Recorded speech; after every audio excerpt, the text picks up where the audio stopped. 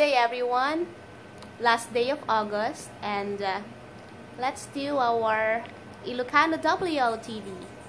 For our Ilocano WOTD, let's have Sadut, Sadut, Sadut or Nasadut, Nasadut or Sadut. Anong ibig sabihin nun? Mudra. Nasadut or Sadut is our Ilocano word, adjective, and it means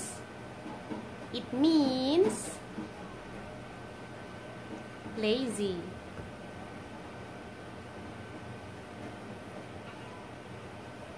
In Tagalog, tamad. Tamad. Also, I just want to add that to intensify our Ilocano adjective and say that someone is so lazy, nagsadut. Nagsadut.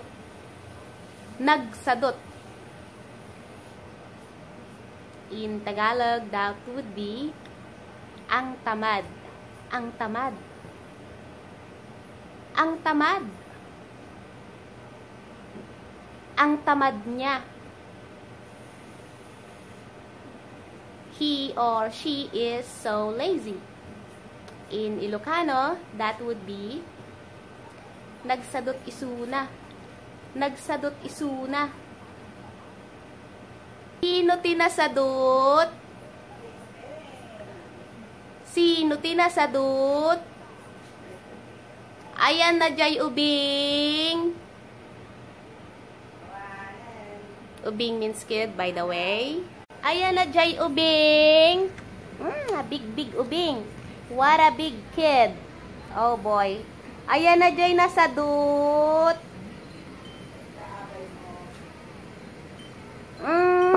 Big pillow.